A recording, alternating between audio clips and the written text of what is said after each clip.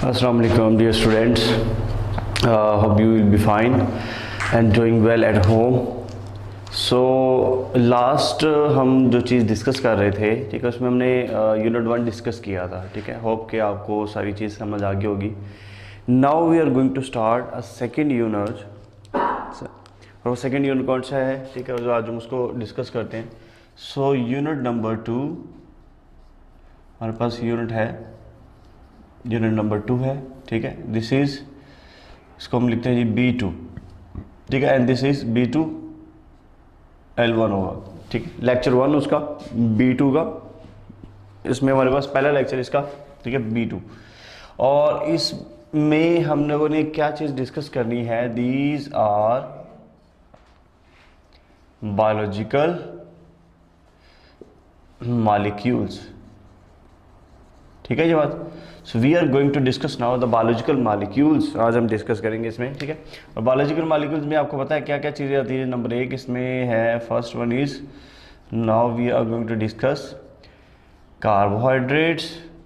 Number 2 पे जो चीज़ डिस्कस करेंगे हम, दैट इज प्रोटीन्स. और नंबर 3 पे जो चीज़ डिस्कस करेंगे, definitely these are lipids. So these are the biological molecules.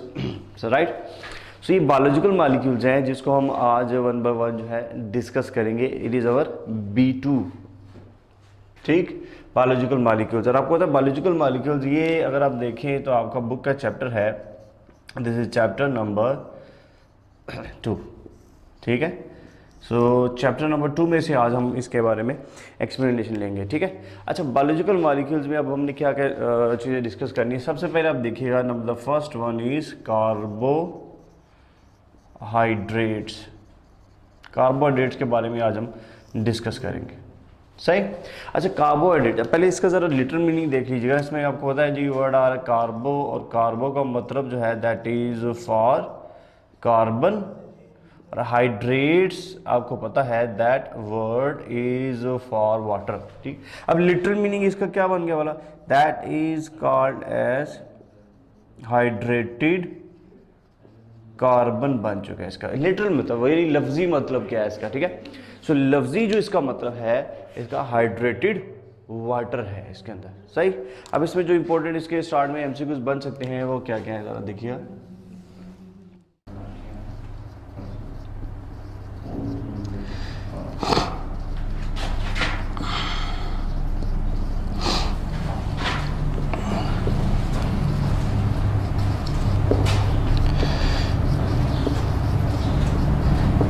अच्छा जी सर, सबसे पहले इसमें जो क्वेश्चन है, that is the most abundant class of biological molecule, यानी इन बायोलॉजिकल मॉलिक्यूल में से सबसे ज़्यादा अबंडेंट कौन सी चीज़ है. तो इसमें आप देखिए जी, आपके पास ऑप्शन ए है again, that is carbohydrates. Option B है आपके पास, दैट इज लिपिड्स. और ऑप्शन सी है आपके पास, it's the protein. And number 4 पे आपके पास है ऑल ऑफ दिस. तो कौन सी चीज़ है आपके ख्याल में जो सबसे ज़्यादा अबंडेंट पाई जाती है, most abundant, right. It is the most abundant, सबसे ज़्यादा क्या चीज़ है. तो याद रखिएगा इसका आंसर है कार्बोहाइड्रेट्स, सही. तो carbohydrate is the most abundant, सबसे ज़्यादा क्लास इसमें पाई जाने वाली है, ठीक है. दूसरा क्वेश्चन अगर आप देखें, अगर आपसे ये क्वेश्चन किया जाए, the instant source of energy, the instant source of energy in our body is dash. आपके ख्याल में इंस्टेंट सोर्स ऑफ एनर्जी क्या है. तो आप देखिए इसमें ऑप्शन ए आपके पास अगेन वही है, that is carbohydrates. Option B है आपके पास, that is protein. And next one is lipids. या फिर डी आपके पास है न्यूक्लिक एसिड. जी, इंस्टेंट किसको कहते हैं, इंस्टेंट कहते हैं फौरी तौर पे जिससे आपको एनर्जी मिली, फौरी तौर पे एनर्जी. किससे चीज़ से आपको फौरी तौर पे एनर्जी मिलेगी. फॉर एग्जांपल जब हम खाना खाते हैं, आपको पता है तीनों चीज़ें होती है उसके अंदर प्रोटीन भी होती है, ठीक है, उसके अंदर कार्बोहाइड्रेट्स भी होते हैं, उसके अंदर लिपिड्स भी होते हैं. तो आपको फौरी कैसे एनर्जी मिलेगी, कौन देगा. तो याद रखिएगा इसका आंसर है कार्बोहाइड्रेट्स, ठीक है. Carbohydrates provides instant source. Okay, तो ये हमारे पास। अब चलिए सबसे पहले आप देखिएगा, इसको हम डिफाइन कर लेते हैं। So what is the definition of this carbohydrates, what is this? अच्छा जी, this is called as polyhydroxy. Polyhydroxy इधर दे आर अल्डिहाइड और दे आर कीटोन्स। सही। और इसमें हमारे पास का लिख लें जी और। सही। अब इसमें देखिएगा पॉली, इसमें what is that? Poly, poly mean many, और hydroxy you know that hydroxy is for OH group R। सही। ये बहुत सारे OH ग्रुप्स हैं, या तो वो किसके साथ अटैच है, इधर they are attach with the aldehyde और they are attach with what, ketones. इसीलिए बीच में लिखा और, यानी या तो ये होगा या ये होगा, इन दोनों में से कोई एक होगा। एट ए टाइम ये दोनों चीज़ें नहीं होगी। अब आपको पता है कि अल्डिहाइड जो है उसको अगर आप देखें अल्डिहाइड को, तो इसका आपने पढ़ा होगा दैट इज़ CHO, हम इसको मेंशन करते हैं, ठीक है। और कीटोनिक ग्रुप अगर आप देखें तो आप इसको इस तरह करके मेंशन करते हैं, ठीक। ये चीज़ इसका है, ठीक है। और याद रखिएगा जब इसकी हाइड्रोलिसिस होती है, they so on hydrolysis they yield what, definitely बात है, they yield their sub units, so they yield their sub units yield. क्या हाइड्रोलिसिस क्या होता है? आपको पता है हाइड्रोलिसिस का मतलब होता है वाटर की मदद से उसको ब्रेक डाउन करना। हाइड्रो कहते हैं वाटर को, लाइसिस मीन ब्रेक डाउन, तो वाटर की मदद से ब्रेक डाउन करना, तो वो यील्ड देगा क्या वाला, इसके सब यूनिट्स, क्योंकि पॉलीहाइड्रोक्सी है इसका अंदर, ठीक। तो ये हमारे पास इसकी सिंपल सी एक डेफिनेशन है कार्बोहाइड्रेट्स की, ठीक है।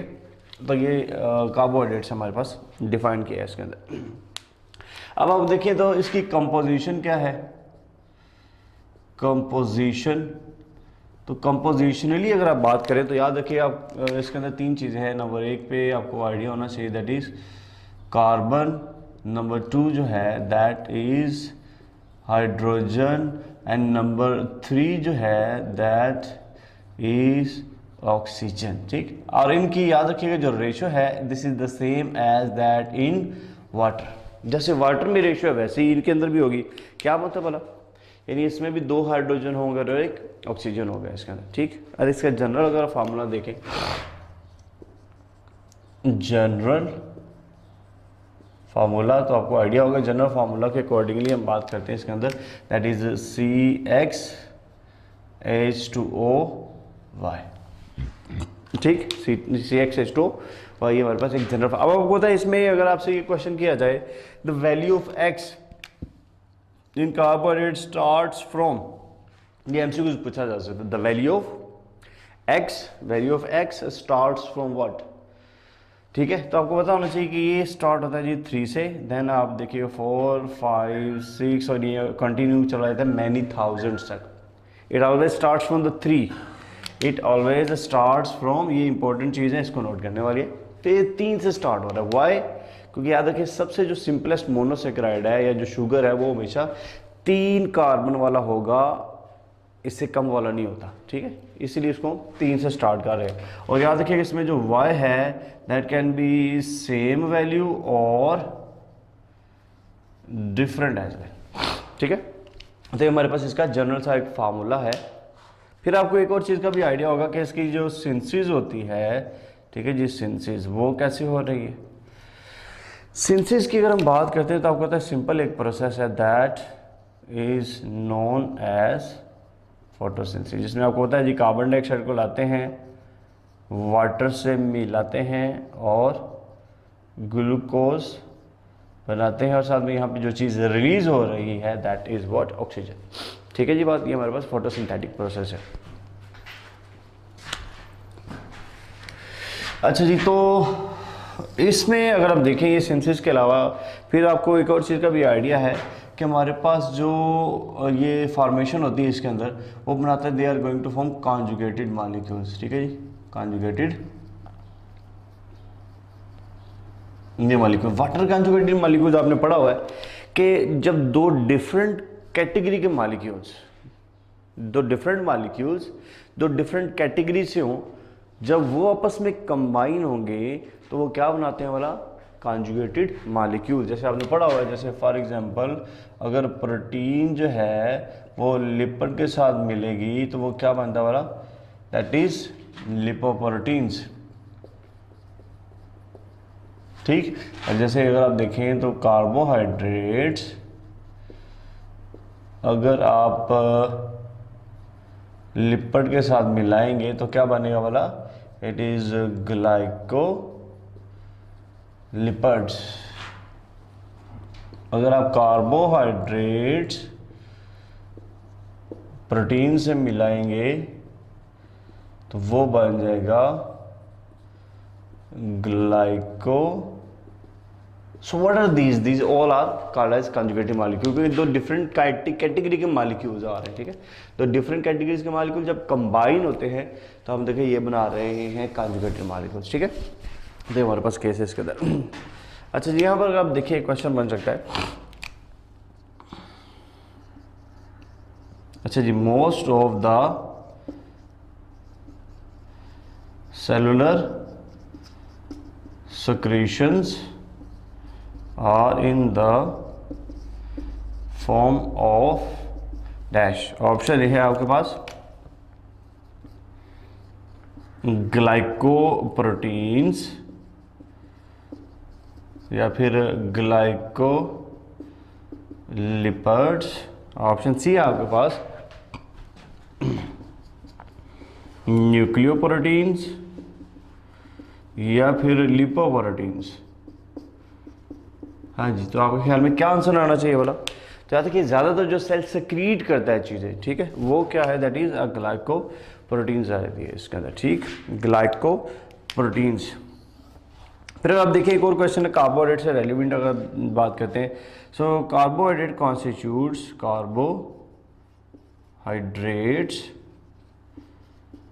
constitute dash % of mammalian cell.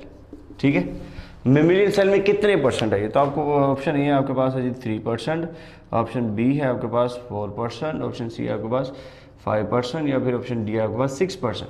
तो आप देखिए, आपको पता है चैप्टर 2 का स्टार्ट में जो टेबल दिया हुआ है वो क्वाइट इंपॉर्टेंट है। ठीक है, उसकी वैल्यू आपने अच्छी तरह याद करी। तो इसकी क्या राइट आंसर बनेगा, यस, सो दिस इज 4%। अगर यहाँ पर हम बैक्टीरियल सेल की बात कर लेते, ये तो मेमिलियन सेल है ना, अगर बैक्टीरियल सेल लिख देते तो यस, तो फिर आंसर बन जाना था इट्स 3%। ठीक है, तो बैक्टीरियल सेल के लिए 3% है, लेकिन मेमिलियन सेल के लिए कितना आंसर है, 4%। ओके, तो ये हमारे पास इसके अंदर फॉर्मेशंस है। फिर आपको पता है इसकी हम क्लासिफिकेशन करते हैं।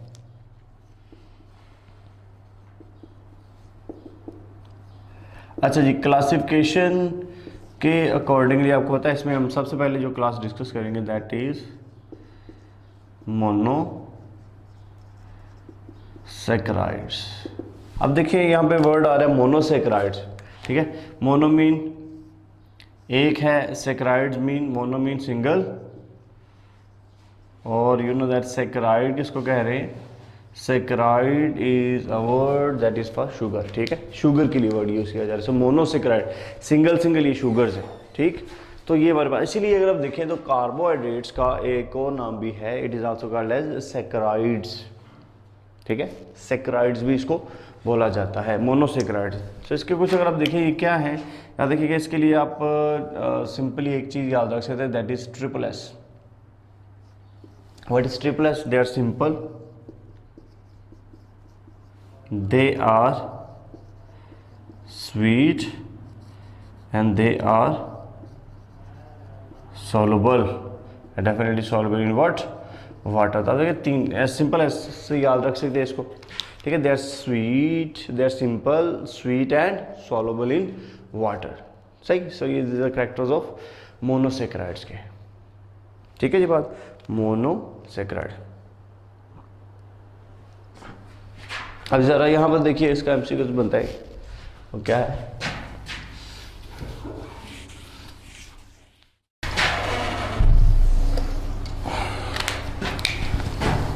देखिए ज़रा, all carbons in monosaccharides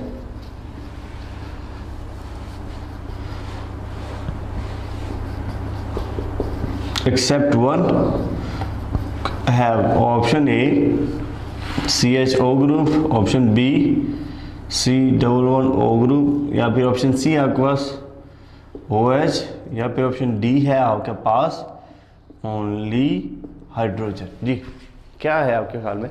all carbon in the monosaccharides except one, एक के अलावा। यस एग्जैक्टली, तो आपको पता दैट इज OH। ये भी एग्जैक्टली बुक की वर्डिंग आपकी कि ये बाकी सभी के साथ OH है, ठीक है, सिवाय एक। और आपको पता है इस एक के साथ या तो क्या अटैच होगा बोला, या तो वो अल्डिहाइड का पार्ट होगा या फिर वो कीटोन का पार्ट होगा। सही, तो ये हमारे पास इसके अंदर कार्बोहाइड्रेट्स की सिंपली मोनोसेक्राइड की क्लासिफिकेशन में हम बात कर रहे हैं। ठीक है, अब आपको पता है इसके अंदर हमारे पास जो मोनोसेक्राइड्स हैं, ठीक है, इसकी दो फॉर्म्स हो सकती हैं। ठीक है, और वो दो फॉर्म्स कौन कौन सी है? दैट इज इधर दे आर अल्डिहाइड फॉर्म, अभी जो हम बात कर रहे थे। ठीक है, और दूसरी जो फॉर्म हो सकती है that is known as ketonic form. सही, अल्डिहाइड और कीटोनिक। अब अल्डिहाइड अगर आप देखिए इसमें अल्डिहाइड होगा, जैसे फॉर एग्जांपल अल्डिहाइड की एग्जांपल हमारे पास ग्लिसरल्डिहाइड। ठीक है जी, ग्लिसरल्डिहाइड, ये देखिए ये ग्लिसरल्डिहाइड, ये 3 कार्बन वाली। ठीक है, अब देखिए कार्बन 1 है, कार्बन 2 है, और ये कार्बन नंबर 3। यहाँ पर CHO लगा हुआ है। What is that CHO? अब देखिए CHO is a aldehyde form. सही, तो ये इसलिए यहाँ पर मेंशन किया हुआ है। तो यहाँ पर क्या आएगा वाला इज डेफिनेटली इज H, और यहाँ पर भी आप H, बाकी आप इसको OH, ठीक है, इधर भी आप H और यहाँ पर OH मेंशन कर सकते हैं। सही, तो ये कैसे इसका। अब कीटोनिक फॉर्म अगर आप देखिए इसके हमारे पास जो एग्जांपल है दैट इज डाईहाइड्रोक्सी अल्डिहाइड है, डाईहाइड्रोक्सी। ठीक है, अब इसमें अगर आप देखें तो ये इसको हम भी इस तरह लिखेंगे C डबल बॉन्ड हो, इसको आप सिंपली यूँ लिख सकते CH2OH, और यहाँ पे भी CH2OH लिख सकते। ठीक है, अब इसमें अगर आप देखें तो ये कौन सा आपको ग्रुप नजर आ रहा है? What is this group is, ये देखिए ये वाला ग्रुप है, और ये कौन सा ग्रुप है वाला? कीटोनिक। इसीलिए हम इसको नाम क्या दिया जा रहा है वाला? कीटोनिक फॉर्म है, that is dihydroxy. Why it is called as dihydroxy? क्योंकि अगर आप देखें ये एक OH ये वाला है आपको नजर आ रहा है, और एक OH ये नजर आ रहा है। कितने OH? 2। सही, इसलिए नाम क्या दिया di. Di mean 2, hydroxy mean hydroxy. ठीक है, तो हमारे पास डाईहाइड्रोक्सी इसकी एल्डिहाइड और कीटोनिक फॉर्म बन जाती है। सही होगी बात जी। फिर आपको पता है हम इसकी क्लासिफिकेशन जब करते हैं, क्लासिफिकेशन, तो क्लासिफिकेशन अगर आप करें इसकी फर्दर मोनोसेक्राइड्स की, जब हम क्लासिफिकेशन करते हैं तो आपको पता है इसके अंदर हम मेंशन करते हैं कि देयर आर, या तो ये 3 कार्बन के मॉलिक्यूल्स हो सकते हैं, ठीक है, 3 कार्बन वाले, या ये 4 कार्बन वाले, या ये 5 कार्बन वाले, या ये 6 कार्बन वाले, या ये 7 कार्बन वाले होते हैं। ठीक है, ये चीज़ आपने इसमें फॉर्मेट। ऐसे 3 कार्बन वाले अगर हैं तो इसको आपको पता है क्या बोलते हैं? That is called as a triose generally तौर पे। और अगर 4 वाले हैं तो टेट्रोस, 5 वाले हैं तो पेंटोस, 6 वाले हैं तो हेक्सोस, और आपको पता है 7 वाले हैं तो हेप्टोस का नाम दे रहे हैं। ठीक है, ट्राइओस, ट्राई मीन 3, ओज, ओज आपको देखिए यहाँ पे लिटरली जो वर्ड आ रहा है ओज, ये देखिए इसमें भी सफिक्स ओज है, इसमें भी सफिक्स ओज है, ओज है, और इधर भी ओज आ रहा है। सो व्हाट इज दैट ओज? ओज का लिटरल मतलब होता है शुगर। ठीक है, ट्राई ओज 3 कार्बन वाला शुगर, टेट रोज 4 कार्बन वाला शुगर, पेंटोस 5 कार्बन वाला शुगर, हेक्सोस 6 कार्बन वाला शुगर, हेप्टोस 7 कार्बन वाला शुगर है। ठीक है, अभी याद रखें अभी हमने बात की कि इसकी 2 फॉर्म्स हो सकती हैं। 2 फॉर्म्स कौन कौन सी हो सकती है कि अभी हमने बात की, दैट इज अल्डिहाइड फॉर्म, सही, जिसको आप अल्डो शुगर कहेंगे। ठीक है, so this is aldo sugar. ठीक, और दूसरी डेफिनेटली बात है that is known as keto sugar. ठीक है, ये बात ये हमारे पास 2 चीज़ें इसके। अब इसकी 3 कार्बन की एग्जांपल में एल्डो शुगर कौन सा आएगा, अभी हम बात करके गए Aldo sugar, that is glyceraldehyde, it is a 3 carbon molecule, ठीक है। सो 3 कार्बन का मॉलिक्यूल, इसमें कौन सी एग्जांपल आएगी, ग्लिसरल्डिहाइड, ठीक है। ये इंपॉर्टेंट एमसीक्यू बता रहा हूं। अगर आपसे ये पूछा जाए कि 3 कार्बन का एल्डो शुगर कौन सा है, 3 कार्बन का एल्डो शुगर कौन सा है, तो क्या आंसर आएगा, ग्लिसरल्डिहाइड। 3 कार्बन का कीटो शुगर कौन सा है, तो डेफिनेटली इसकी हमारे पास डाई हाइड्रोक्सी एसीटोन है, ठीक है। नई चीजें बात करेंगे। 4 कार्बन वाली अगर आपसे ये क्वेश्चन किया जाए which one is rare in nature, तो यहाँ पर ये अगर आप देखें ना तो एक एमसीक्यू बनता है, which one is rare in nature, option है यहाँ के पास 3C 4C 5C यहाँ पे 6C। हाँ जी, कौन सा रेयर इन नेचर है, तो रेयर जो है आपको पता होना चाहिए वो 4 कार्बन का मॉलिक्यूल है, ठीक है, क्योंकि सिर्फ बैक्टीरिया में पाया जाता है। अब ये भी क्वेश्चन बन सकता है which one is only found in bacteria, 4 carbon वाला मॉलिक्यूल, ठीक है। अब जरा इसमें देखिएगा 4 कार्बन वाला है तो इसमें हमारे पास कौन सी एग्जांपल है, दैट इज यहाँ पे एग्जांपल है जी इरिथ्रोज, ठीक है। ये इसका एल्डो शुगर है और कीटोनिक शुगर क्या बन जाएगा, एरिथ्रियोलोज, ठीक है जी, एरिथ्रियोलोज इसको कहते हैं, ठीक है। ये भी इंपॉर्टेंट एमसीक्यूज है। अच्छा 5 कार्बन वाला अगर मॉलिक्यूल है तो आपको पता है इसका जो एल्डो शुगर है दैट इज राइबोज, और इसका कीटो शुगर क्या बन जाएगा बोला, एग्जैक्टली जी, दिस इज कॉल्ड रिब्यूलोज, ठीक है। और अगर 6 कार्बन वाला मॉलिक्यूल है तो आपको पता है इसको हम क्या कहेंगे, this is called as glucose, और इसका कीटो फॉर्म फ्रुक्टोज, एग्जैक्टली जी, ठीक है। सो दिस इज फ्रुक्टोज, ये आपने पढ़ी हुई से, glucose is the Aldo sugar, glucose, और कीटो शुगर कौन सा आ रहा है, फ्रुक्टोज आ रहा है, ठीक है। और यहाँ पे नेक्स्ट देखिएगा 7th में इसमें ग्लूकोहेप्टोज है, और इसमें है जी सीडोहेप्टिलोज, ठीक है, सीडोहेप्टिलोज, सही। तो ये आपने ऐसे ही अच्छी तरह याद रखने हैं, ये आपसे ऐसे ही पूछे जाएंगे कि 6 कार्बन वाले का एल्डो शुगर कौन सा है तो ग्लूकोज, 6 कार्बन वाले का कीटो शुगर कौन सा है तो फ्रुक्टोज, ठीक है। इसी तरह ये कोई भी इन टेबल में से आपसे भी क्वेश्चन कर सकते हैं, ठीक है। तो ये आपने अच्छी तरह इसको याद करने हैं, मेमोराइज करने हैं, ओके। अच्छा जी, फिर अगर आप देखें इसमें तो हमारे पास मोनोसेक्राइड इन, ठीक है जी, मोनोसेक्राइड्स इन सॉल्यूशन,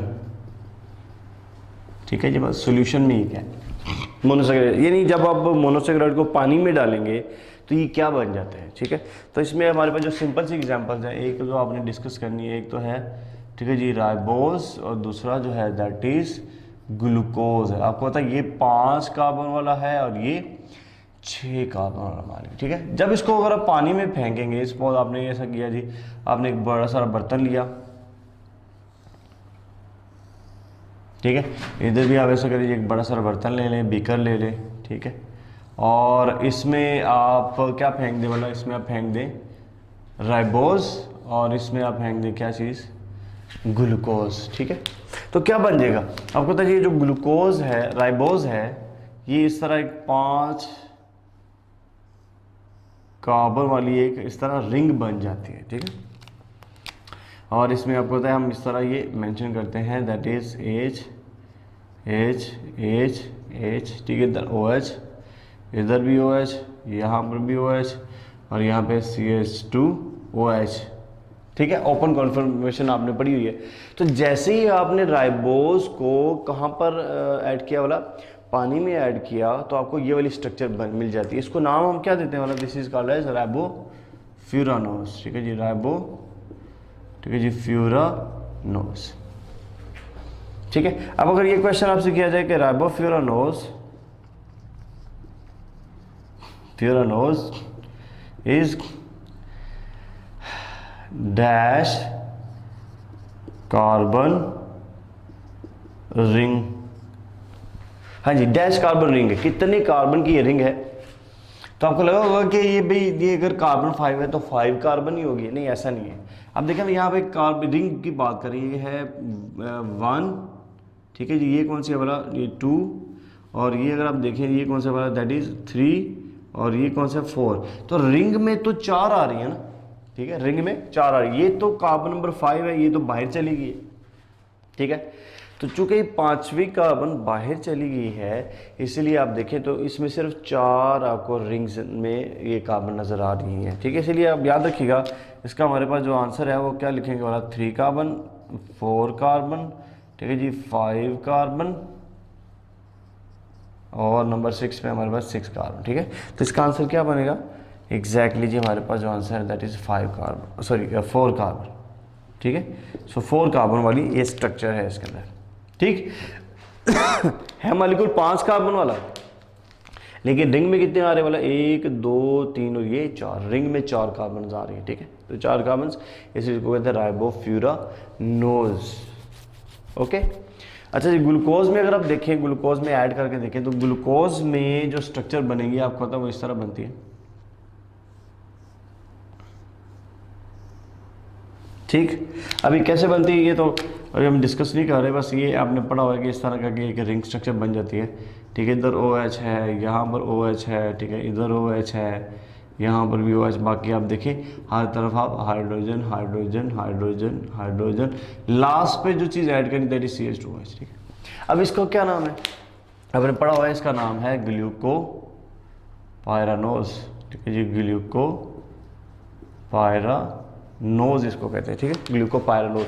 और ग्लूकोपाइरानोज में अगर आप देखें तो इसमें आपसे ये क्वेश्चन बन जाता है कि glucopyranose is dash carbon ring, कितनी कार्बन वाली है अब आपके पास, अगेन वही बात है कि ये देखिए, ये अगेन ये carbon number 1, carbon number 2, carbon number 3, carbon number 4, carbon ये 5 और ये 6, छठी तो बाहर चली गई, ठीक है। इसीलिए इसमें इसका आंसर क्या बन सकता है, अगेन ऑप्शन ये आपके पास 4 कार्बन, ठीक है जी, 5 कार्बन, 6 कार्बन, या फिर 7 कार्बन, जी बताएगा। तो यस इट इज़ 5 कार्बन। अच्छा, एक और भी इंटरेस्टिंग इसमें MCQs है, अगर आपसे ये पूछा जाए कि राइबोफ्यूरानोज इज डैश कॉर्नर्ड रिंग, कितने कॉर्नर वाली रिंग है, ऑप्शन अगेन आपके पास 3 वाली, या फिर 4 वाली, 5 वाली, या फिर ये 6 वाली है। हाँ जी, कितने कॉर्नर, अब सवाल क्या है, अभी कॉर्नर्ड है, यहाँ पे रिंग्स थे कार्बन वाली, ठीक है। तो कितने कॉर्नर बन रहे हैं, देखिए 1 2 3 4 और ये 5 कॉर्नर्स हैं। कॉर्नर याद रखिएगा 5 हैं, लेकिन कार्बन 1 2 3 4, ठीक है। तो ये आपने अच्छी तरह इसको मेमोराइज करना है, इंपॉर्टेंट MCQ है ये। इस तरह इधर भी अगर आप देखें तो अगर आपसे ये क्वेश्चन किया जाता है कि ग्लूकोपाइरानोज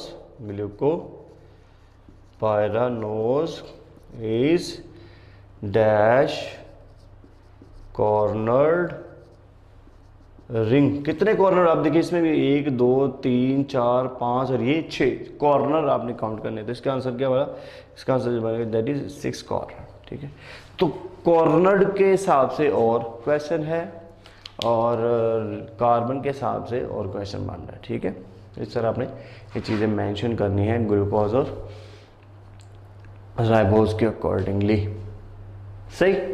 अच्छा जी, फिर आप अगर देखें इसमें तो आपको पता है इसकी सिंथेसिस अभी हम बात कर रहे थे, तो सिंथेसिस सिंपल फोटोसिंथेसिस के ज़रिए से हो रही है, ठीक है। सो सिंथेसिस अभी हमने इसके ऊपर बात भी की थी कि सिंथेसिस कैसे हो रही है, वो रही जी फोटोसिंथेसिस के अकॉर्डिंग, ठीक है। अब यहाँ पर एक क्वेश्चन बन सकता है जी, for the synthesis of 1 gram of glucose dash kilo calorie energy is required. कितनी एनर्जी आपके ख्याल में चाहिए? 717.6 किलो कैलोरी। ऑप्शन बी आपके पास 71.67 किलो कैलोरी, 7.167 किलो कैलोरी, या फिर ऑप्शन डी होगा 7176.0 किलो कैलोरी। आज क्या आंसर आएगा आपके ख्याल में? ये नहीं, इसका आंसर है ये वाला। ठीक है, अच्छा देखिए ना, इसने पूछा हुआ 1 ग्राम के लिए कितनी। आपकी बुक में जो मेंशन है वो है 10 ग्राम के लिए। ठीक है, 10 ग्राम अगर है तो 717.6 किलो कैलोरी है 10 ग्राम के लिए। ठीक है, लेकिन यहाँ के क्या पूछा होगा बोला 1 ग्राम, तो आप सिंपली 10 से इसको डिवाइड करेंगे। ठीक है, तो आंसर क्या आएगा बोला 71.76 किलो कैलोरी एनर्जी। ठीक है, तो ये इंपॉर्टेंट चीज़ है, अच्छी तरह आपने देखना है कि क्या इसमें आपके पास पूछा जा रहा है।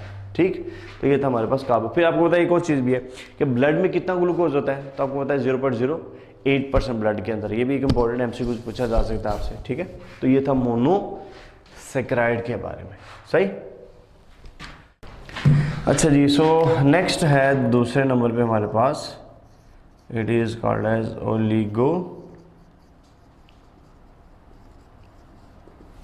अच्छा जी, ओलिगोसेक्राइड पूछा जा रहा है। ठीक है, इसमें अगेन देखिएगा ओलिगो का मतलब क्या होता है, व्हाट इज ओलिगो? ओलिगो का मतलब है फ्यू, और अगेन सेक्राइड किसको कहते हैं बोला? एग्जैक्टली जी, सेक्राइड कहते हैं शुगर। ठीक है, थोड़े से शुगर, आप कितने शुगर है तो आपको पता होना चाहिए। इसकी जो हम वैल्यू लेते हैं वो 2 से, ठीक है जी, 10 मोनोसेक्राइड आपस में जुड़े होते हैं। ठीक है, सो 2 से 10 मोनोसेक्राइड्स। ठीक है, अच्छा यहाँ पे वर्ड आ रहा है सेक्राइड्स। अगर आपको अभी जो हमने पीछे पढ़ा है मोनोसेक्राइड, ये तो ओलिगोसेक्राइड पढ़ रहे हैं ना। मोनोसेक्राइड अगर अभी हम जो पढ़ के गए हैं उसमें आप देखें, उसमें हमने कहा था 3 कार्बन से 7 कार्बन। ठीक है, ट्राइओस से लेके हेप्टोज तक था, वो कार्बन के रेफरेंस से था। यहाँ पर किस रेफरेंस से बात की जा रही है बोला? मोनोसेक्राइड, यानी यहाँ तो 2 सपोज ये एक मोनोसेक्राइड है, ये दूसरा मोनोसेक्राइड है, तो ये 2 इस तरह आपस में जुड़ सकते हैं। अगर 2 जुड़े होंगे तो डाइसेक्राइड। ठीक है, अगर 3 जुड़े होंगे तो ट्राइसेक्राइड, और इसी तरह अगर आप देखें 4 जुड़े होंगे तो टेट्रासेक्राइड। और ये कब तक जोड़ते चले जाएंगे बोला? ये जोड़ते जाएंगे 10 तक। ठीक है, 10 तक इस तरह ये जोड़ते चले जाएंगे। तो जब 10 तक हो जाएंगे तो उसका नाम देंगे ओलिगोसेक्राइड्स का। ठीक है, तो हम देखें इस तरह का, सपोज ये ग्लूकोज का मॉलिक्यूल ऐसे करके, और ये इस तरह दूसरे के साथ इस तरह अटैच्ड है, तो इसको नाम हम क्या दे रहे हैं बोला? डाइसेक्राइड। ठीक है, और अगर 3 जुड़े होंगे तो ट्राइसेक्राइड, टेट्रासेक्राइड, पेंटासेक्राइड, हेक्सासेक्राइड, इस तरह ऑनवर्ड आपने 10 तक इसको लेकर जाना है। ठीक है, अच्छा जी, इसकी जो प्रॉपर्टीज है उसके साथ आपने लेस लगा देना। ठीक है, जैसे अभी आपने मोनोसेक्राइड में पढ़ा था, they are simple, sweet and soluble, तो ये लेस सिंपल है। ठीक है, they are less simple, they are less sweet, and फिर दे आर लेस सोलुबल। ठीक, तो ये कैसे जी इसके अंदर। अच्छा, आपको पता है इसमें हमारे पास जो एग्जाम्पल्स हैं, एग्जाम्पल्स वो क्या क्या है? ठीक है, एग्जाम्पल्स। अब एग्जाम्पल में आपको आइडिया है कि पहले नंबर पर हमारे पास जो एग्जाम्पल है दैट इज माल्टोज। ठीक है, और सुक्रोज, और नंबर 3 पे हमारे पास जो एग्जाम्पल है दैट इज लैक्टोज। ठीक है, अच्छा ये तीनों इंपॉर्टेंट एमसीक्यूज है। आपसे पूछा जाएगा कि माल्टोज के मोनोमर्स क्या है? माल्टोज इज अ ओलिगोसेक्राइड, इसके मोनोमर के हैं। तो आपको तो किस चीज़ से बना होता है वाला maltose? Maltose is made up of, आपको आइडिया है कि ग्लूकोज प्लस ग्लूकोज के मिलने से ये बनता है। ठीक है, सुक्रोज की अगर हम बात करते हैं तो आपको पता होना चाहिए ग्लूकोज और प्लस फ्रुक्टोज। ठीक है, और लैक्टोज की अगर हम बात करें तो याद रखिएगा ये ग्लूकोज और गैलेक्टोज है। ठीक है जी, ग्लूकोज प्लस गैलेक्टोज, ये इंपॉर्टेंट एमसीक्यूज है। ठीक है, आपसे पूछा जाएगा कि maltose is made up of glucose and glucose, sucrose is made up of glucose and fructose, lactose is made up of glucose and galactose से मिलकर ये बना होता है। ओके, अच्छा जी, माल्टोज में अगर आप बात करें तो इसमें जो हमारे पास अगर आपसे पूछा इसमें बॉन्डिंग कौन सी है, ठीक है, तो याद रखिए इसके अंदर अल्फा, ठीक है जी, 1,4 इसके अंदर बॉन्डिंग जाती है, ठीक है, अल्फा 1,4 लिंकेज इसको कहते हैं, अल्फा 1,4 लिंकेज, ठीक है, कि कैसे जुड़े हुए हैं आपस के अंदर, राइट। अच्छा, सुक्रोज के अंदर आप बात करें तो आपको पता होना जिसमें अल्फा 1,2 है, ठीक है जी, अल्फा 1,2 है, ये आपके बुक में भी मेंशन है, ठीक है। और लैक्टोज की अगर हम बात करते हैं तो याद रखें यहाँ इसमें है बीटा 1,4, ठीक है, बीटा 1,4 इसके अंदर, ये इंपॉर्टेंट इसके अंदर एमसीक्यूज है, आपसे पूछा जाएगा कि माल्टोज में कौन सी लिंकेज है, तो क्या बोलेंगे, बोले अल्फा 1,4, सुक्रोज में कौन सी है, अल्फा 1,2, ठीक है, लैक्टोज में कौन सी है, बीटा 1,4, सही। तो ये चीज़ें इंपॉर्टेंट है, अच्छी तरह इसको मेमोराइज किया। अच्छा, एक और बात याद रखिए, ये सारे आपस में मोनोमर आइसोमर्स भी हैं, ठीक है, all these are what, they are isomers to each other, ठीक है, आइसोमर्स, ठीक है जी बात, आइसोमर्स टू। और सिमिलरली ये सारे भी आपस में क्या बोला, all these are also isomers. Isomers समझते हैं ना, हमने पढ़ा होगा केमिस्ट्री में आइसोमर्स क्या होते हैं, व्हाट आर आइसोमर्स। आइसोमर्स जिनका मोलेकुलर फार्मूला सेम हो, स्ट्रक्चरल फार्मूला क्या हो, डिफरेंट हो। तो इन सब का फार्मूला एक ही है, C12H22O11, और इधर इसका क्या फार्मूला बोला, C6H12O6, सभी का ऐसे ही फार्मूला है, ठीक है। तो ये हमारे पास केस है ओलिगोसेकेराइड्स के अंदर, ठीक, ओलिगोसेकेराइड ये हमारे पास सिंपल एक फॉर्म आए थे, ठीक है, ओलिगोसेकेराइड। अच्छा जी, तीसरी जो हम इसकी टाइप पढ़ने वाले हैं वो है इसकी पॉलीसेकेराइड्स, ठीक है, पॉली मीन मैनी, ठीक है, सेकेराइड मीन शुगर, ठीक है। तो इसमें आपको पता पॉली का मतलब मैनी यानी, अच्छा 10 से अगर आप ज़्यादा आगे आ जाए, ठीक है, थाउजेंड्स तक, तो फिर इसको याद रखिए क्या बोलेंगे, वाला पॉलीसेकेराइड्स का नाम देंगे, ठीक। सो याद रखिए इसके कुछ प्रॉपर्टीज़ हैं, इसके कुछ कैरेक्टरिस्टिक्स हैं, वो क्या क्या है वाला, they are high molecular weight, number 1 high molecular weight, ठीक है जी, हाई मोलेकुलर वेट वाले होते हैं, यानी इनका मोलेकुलर वेट ज़्यादा है, ठीक है। And they are sparingly soluble in water, sparingly soluble in water, sparingly mean थोड़ा सा, ये भी एक इंपॉर्टेंट एमसीक्यूज बनता है कि which one is sparingly soluble in water, क्या वो मोनोसेकेराइड है, क्या वो लिगोसेकेराइड है, क्या वो पॉलीसेकेराइड है। तो आंसर क्या आएगा, बोला polysaccharide is only a sparingly soluble in water, ठीक है, यही बोल गया। और ऑब्वियसली इनकी हाइड्रोलिसिस पॉसिबल है, इनको हाइड्रोलाइज किया जा सकता है, ठीक है। और क्यों किया जा सकता है, because they have what, they have glycosidic bond. Glycosidic bond आपको पता है, दो शुगर के बीच में जो बॉन्ड होता है उसको कहते हैं ग्लाइकोसिडिक बॉन्ड। तो इसकी हाइड्रोलिसिस पॉसिबल है, इसको हम ये हाइड्रोलिसिस मीन जिसमें ग्लाइकोसिडिक बॉन्ड को तोड़ा जाए, ठीक है, स्प्रैंगली सॉल्युबल है, फिर हाई मोलेकुलर वेट है इसके अंदर, ठीक है। और याद रखिए they are insoluble in water, ठीक है, sorry they are tasteless, they are tasteless, ठीक। तो ये कुछ जनरल सी प्रॉपर्टीज के अंदर, इसमें अगर आप देखें तो हमने जो चीज़ें डिस्कस करनी है, ठीक, जो चीज़ें इसके अंदर डिस्कस करनी है वो कौन कौन सी, 3 आपने पढ़ी इसके अंदर। मेन फॉर्मूला नंबर 1 जो है दैट इज स्टार्च, ठीक है जी, स्टार्च। अच्छा जी, ये एक इंपॉर्टेंट एमसीक्यू इसके अंदर, मोस्ट अबंडेंट कार्बोहाइड्रेट